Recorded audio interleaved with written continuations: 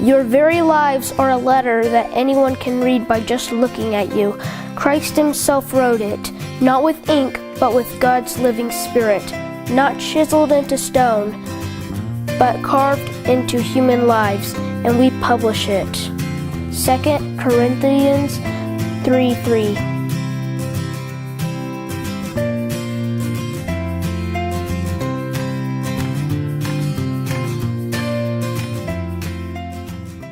Winfields! I'm Shane. I'm Shiloh. I'm Cage. I'm Case.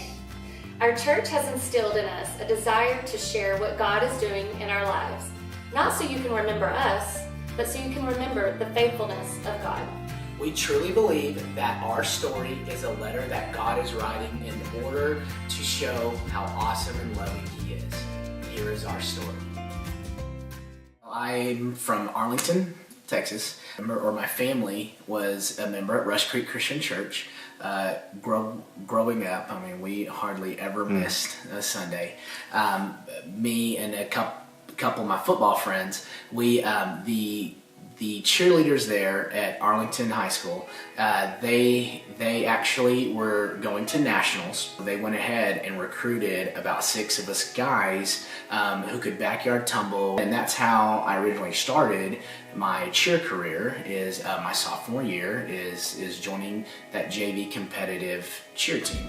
I grew up in the little town of Plains, Texas. Our church home was the Plains Methodist Church. We grew up in church, and we hardly missed a Sundays. We were mainly based around school sports, and I grew up in a power tumbling family. So power tumbling is pretty much where my career started in any kind of like cheer career too, I guess. And so we traveled the world, and I cheered in middle school, I cheered in high school, and then it led me into college cheerleading as well. I remember looking across the mats and seeing Shiloh at that time, and I thought, oh man, she is beautiful. Oh my gosh, I would love to see her. I walked in and saw Shane, and he had a friend with him working, and I said, who's that guy? She walked up to me and asked, well, I've always wanted to be a tech cheerleader. I can help you out with that. She was like, what are you talking about? I said, well, I'm a tech cheerleader. She didn't know that at the time. We went to tryouts, and we ended up making it. Again, that same year. So my first year. We were stunt partners that first year. After we were cheering together, we went ahead and we got engaged. And we were engaged for about 2.5 years. 2 years. 2 years, sorry. So we got married, and I was working, or we both were. Excuse me. We both were working at Ready, Set, Go, and at the time, our cheer program was called Raider Elite. That's when we got the phone call. We had the opportunity at that time to buy out Extreme Cheer Dance. We talked to Brad, who is the owner of Ready, Set, Go, and so he said, no, we'd be silly not to do it, and he gave us his blessing. He said, it's in your blood. Yeah. You guys would be great at this, and totally gave us his blessing. The program we had was called Raider Elite.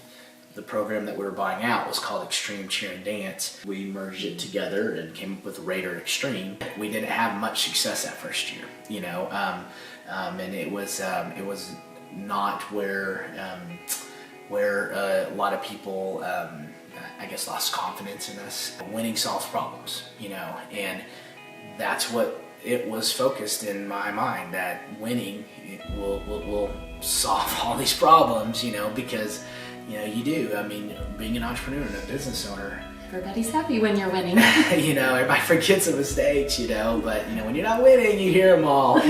I just wanted to win. I wanted to win a NCAA level 5. I mean, that was my number one. Hey, this is my goal. This is what I want to happen. My goals were to ultimately, I wanted to learn how to run a business. I was a little scared, not gonna lie. Our background was not in that. I was to work in the office. That stopped my career from being out in the gym, working with the kids. The goals for me were different. I wanted to make sure the kids felt good and comfortable. I wanted to be a mentor, someone if they had a problem, they came to me, and I was there. I was Mama Bear, you know? And I was Daddy Bear. I was like, it's your routine, let's win. Within the year that we bought the gym, I became pregnant. I held Cage in my arms, and things changed for me. My priorities changed within the gym. I still love my athletes and my gym family and the relationships that come along with it, but things changed for me. I was sitting over there looking at Cage while I was working and just thinking, wow, I can't wait for him to do something like this someday. So then it grew. Then we had Case, and 3 years later, and my whole perspective was just different. I still wanted to run a successful gym. I wanted athletes to come through and families to come through and see their smiles on their face when they came running in there and dinging that bell we had, going, I just learned a new skill, come watch Shy, come watch Coach Shy. And so that was still always amazing for me. I honestly didn't want to be at the gym. I wanted to be with my kids, and I would pick them up from school and take them straight to the gym, and we would start our day, and they would go in a room, and I didn't see them till 9. And if they came in the room and asked me questions, I'd be like, okay, I'm helping a customer, I'll be right with you. And right with you became not right with you, and I'd get home at night and just think, wow, the whole day went by and I didn't talk to my kids at all. I see these parents walking in with their kids, and they're getting to sit down and watch their kids and participate and be an active part of their life. And most people, some people may have a job like we did, but most people have a 9 to 5, and they were able to get off and go get their children and take them to their activities and things like that. And I just remember sitting in the office thinking, man, I know this sounds crazy, but I'm a little jealous that I'm not getting to do that with my own kids. And I just thought, I don't know if I want to do this forever. And I eventually told Shane, I don't want to do this anymore. And at that point, I was into, hey, we still haven't, accomplished my goal of winning the level 5 NCAA title, when this was brought up, Yeah. I was like, I was totally still winning driven and just, results, in the field we were in. We need to win. We have to produce results in order to have a business. So I was on the same page. 2013 hit. We took 4 teams NCAA, and 3 of them won. And finally, I accomplished, after my 7th year, our 2013 level 5 NCAA champions. I remember going to the arena after that year, and we had another youth level 2 NCAA win. We had our small senior level 3 team ended up winning too, and of course our level 5 small senior co-ed team won. And we went, and I remember after that day and after we won at level 5, giving all of our coaches a hug, the kids a hug, the parents, and walking into the arena, and feeling, okay, man, this is awesome. I did my goal. I reached it. I'm on top of the world. I'm on top of the world. Yeah. But for some reason, I wasn't. At the time, I didn't know what it was. I felt like, man, gosh, this is it. This is I'm one of those. We don't know how long it took us. I'm up there with Mike and Kristen now. Extreme Show and Dance. But man, I went in that arena and I reflected. I just took an hour and just kind of reflected and just say, I took a deep breath and just said something's missing here. I'll never forget. We tried out First Christian Church whenever we were in college. We went there, and I was talking to Shiloh about, so this is Disciples of Christ Church. what I grew up in. You know, I grew up in Rush Creek Christian Church, it's the same denomination, everything. Let's give it a shot. We went in, you know, we loved it. We just didn't stick with it, you know. And then I said, you know what, let's go back and let's try it again and let's just see what happens. And that first day we came in and Pastor Paul was there and just so welcoming. Soon enough, I mean, I don't know how long it was, but 6, 7 months, and we decided to join. That was a big step, I think, in having God like strongly back in our life. It almost smack dab hit us like right in the face about, hey, you know, these kids are kind of I mean, obviously being, you know, high school kids and even if they're younger kids, you know, it's like, man, this is what we need to be instilling in them all the time, you know, is what's happening here, you know, the Lord, and we need to be praying before, you know, practices and of course after practices. Our booster club was pretty heavy in that, about meet you at the mat, you know, which was a little prayer time, you know, on this, and you know, at the same time, running back and just looking back at some things, and it was kind of like some signs were being shown there big time of just, you know, guys, I mean, where I kind of want to take you, it's not this route anymore. You know, it's not all about winning, and it's not all about producing results. Many signs were happening and being shown there.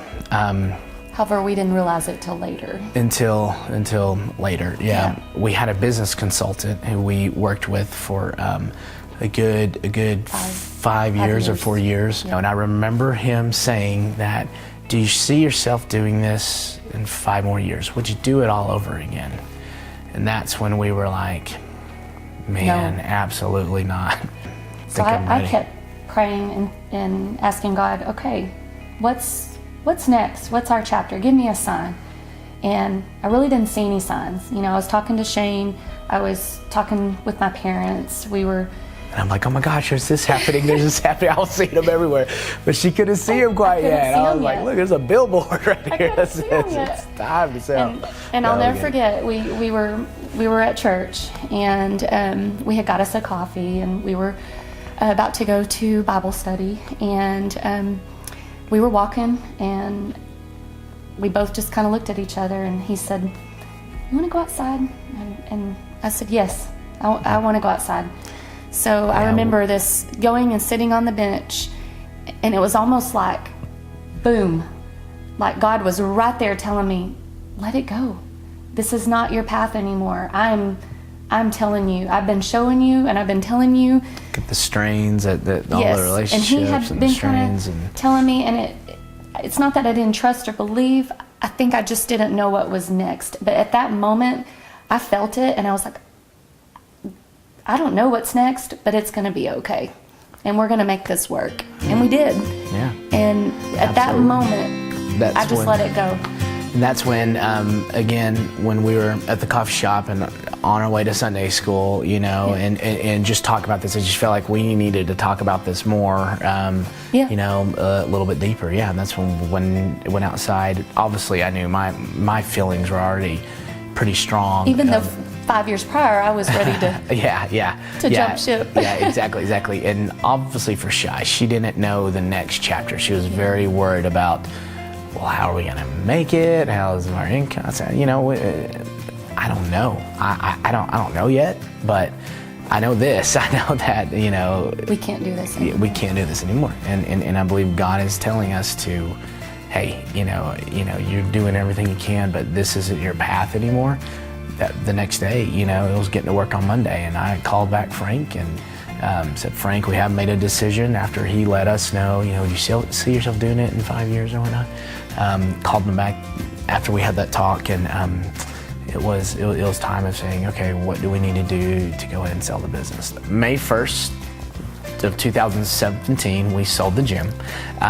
It was official. Luckily enough, we ran into Brad, and Brad, I approached him with with the offer. And what's great is Brad gave us his blessing in the very beginning, because that's where we originally started with Raider Elite.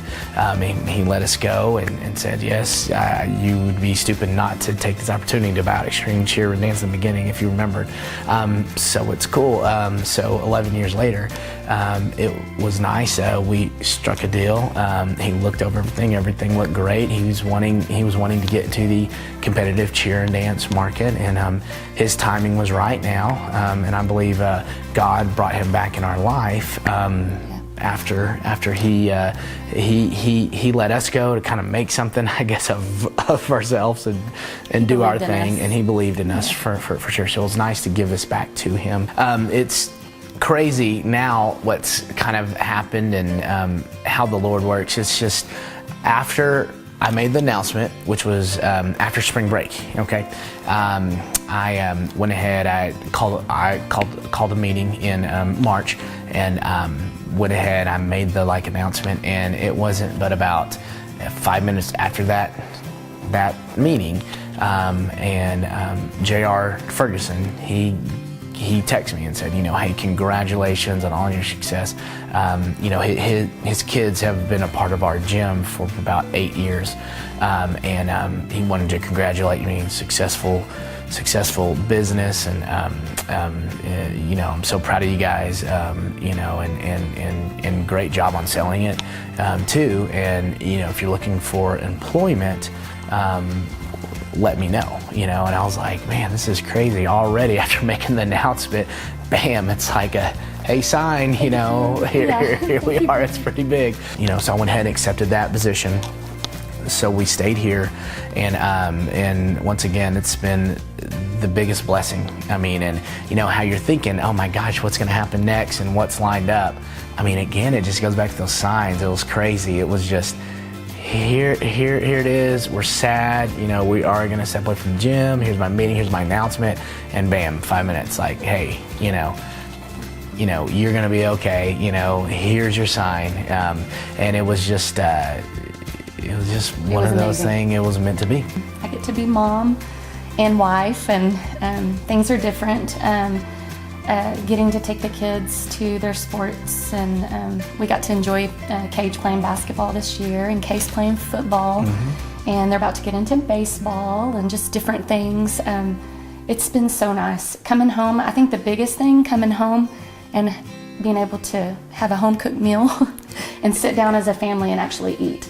I think we only got to do that on a few weekends here and there, and especially during our busiest season or time of the year for cheer. It was, I think we might have saw our kids on the weekend maybe 2 out of 2 or 3 months, maybe. For sure, getting to enjoy them at night now, instead of just bits and pieces here. It's just, and I've seen a change in them. They're thriving. They're loving it, and we're getting to do activities and things together even at home. I'm loving this direction we're going, and this is kind of what I've always wanted, and again, it's just he has a plan for us. He did for us, and I know he has one for you. So and for everybody else. If you're in doubt, or you're struggling, if you're in a business that or a position, trust, pray, trust, get into church, follow your heart, follow God. He's going to lead you, and he did. It was right in front of our eyes, and everything will be okay. Everything will be okay. We are so thankful that we follow God's plan and not our own. Dear beloved, as your brother and sister in Christ, we encourage you to open your eyes to the signs. The Lord is actually trying to speak to you, so be ready to see. Surround yourself with a church body. Keep your chin up. It will all play itself out. Get your priorities in order. Always put God first. Get into a church. Let God surround you and your family. Get connected to God in church. Go with peace through Christian love. The Winfields.